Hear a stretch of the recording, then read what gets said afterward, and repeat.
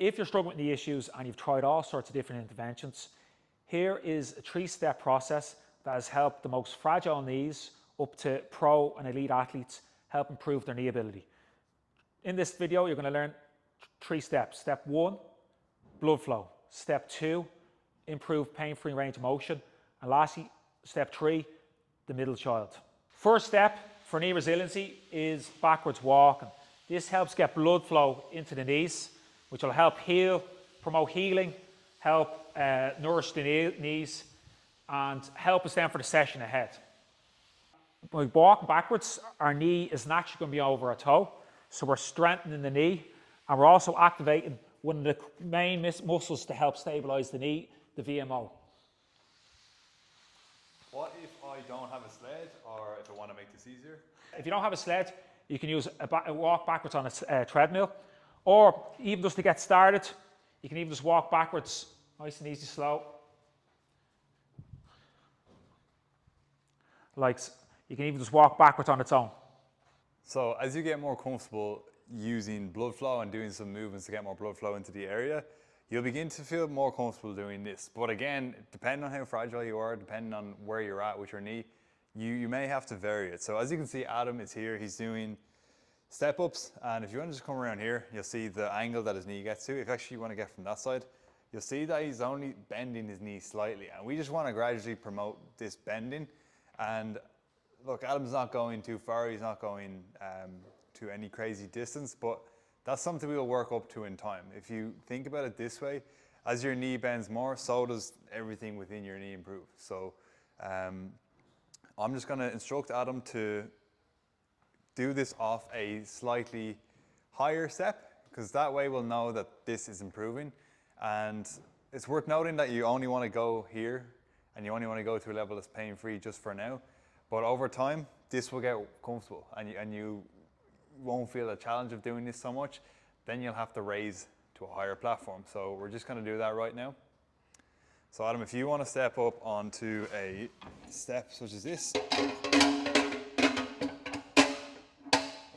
which is only a little bit higher than where you were, but again, because we're dealing with something like the knee, which can often be fragile, a little distance like that can make a big difference. So as you can see, if you want to go from the angle you're at now, we could even do a contrast.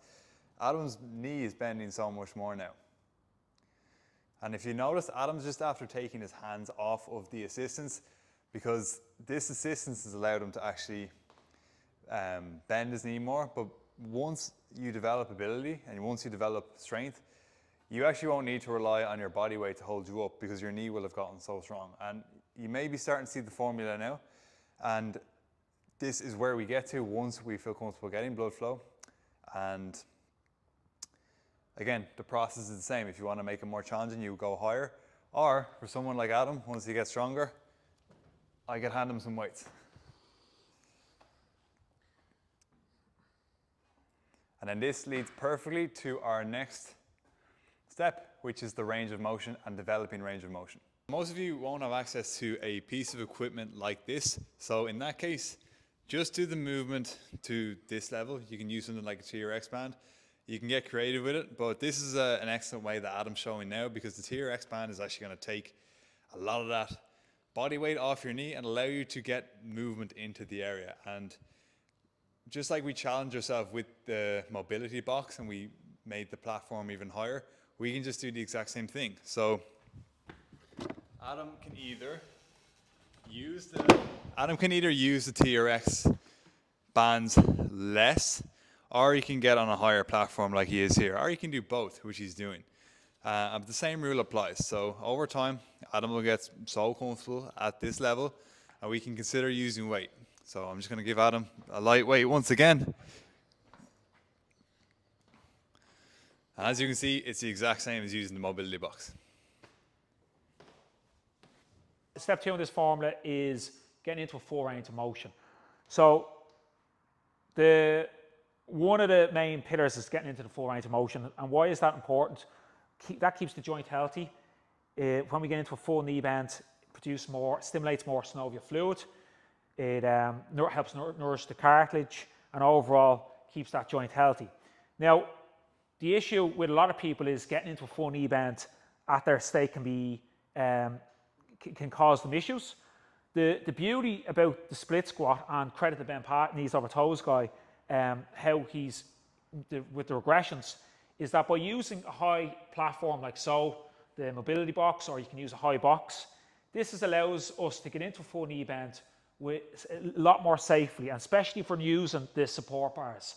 So that takes the weight off the high foot. If there's any mobility issues around the ankle, that helps with that. Now, as we get more comfortable, we can get a little bit more knees over toes by using a wedge. So that just helps get that knee further. And now we're putting more stress, healthy stress, onto the knee. As we get more comfortable there, we can go lower with the box.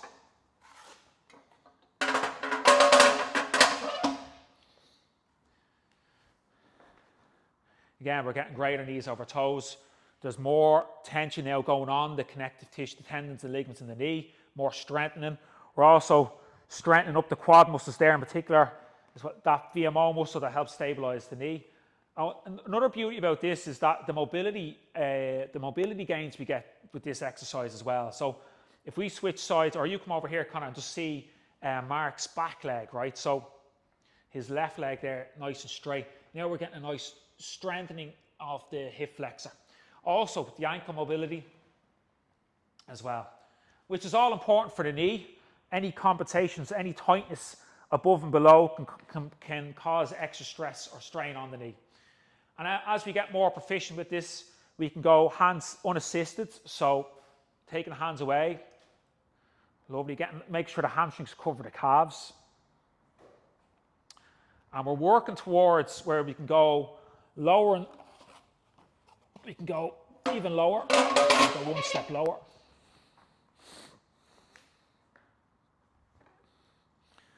It's a lovely split squat. Hamstrings covering the calves. Back leg is nice and straight. And then once that is comfortable, we can go from flat ground. So again, we're getting into that full knee bend. We're keeping the joint healthy. We're strengthening the muscles all around the knee. But also, the beauty about this exercise as well is this is a great gateway for the likes of, we want to go and add added areas of protection to the knee, like some deep squats. This is a great gateway. So for a full double knee bend, for most people can cause problematic. This is a good gateway to get into that position. So step 3 is the middle child, the unforgotten exercises that are often missed in a lot of knee programs. Now this is what we have as tib raises. So we're directly training his shin muscles here, strengthening his tin muscles. However, for someone, a lot of the cases I've worked with clients that have fragile knees is even getting into this position where the legs are straight and being able to activate the VMO is a challenge. So this alone exercise has helped progress them with their knee ability indirectly. So that's why it's a great exercise to have in the program. And also the lower limbs, the likes of your tibs, and move around, Connor, your calves, so the back of the knees, are your first line of defense for the knees. As in, so every time our foot hits the ground, they handle the impact, and if they can't, it goes up the knee. More if it goes up the knee.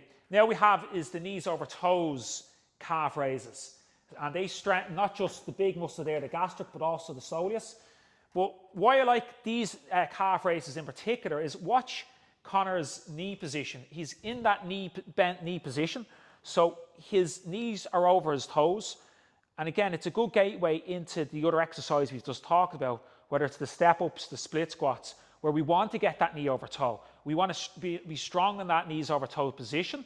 And again, this exercise helps us get into it. We're in the hold position, so it's not a massive stressful for the knee, but we're in that knees over toes position.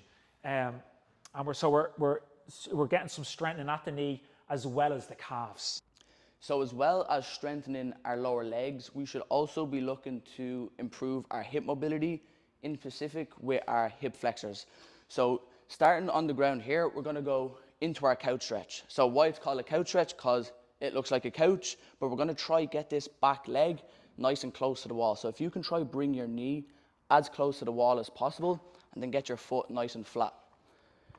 If you have trouble getting into this position, just start with your knee as close as you can get it. Over time, trying to get it a bit closer. While we're in this position, we want to be doing two things. The first thing, keeping our chest nice and upright to really try lengthen that hip flexor. And we should also be trying to squeeze this right glute here to really get that extra stretch through that hip flexor. Spending roughly 60 to 90 seconds here. Don't push through pain, just go to a level that feels good, but still challenge it ourselves because we're looking for healthy stress and not pushing through pain. That program there is a great way to start rebuilding your knees. If you'd like to learn more and if you'd like a full program, comment these below and I'll send you the free digital copy.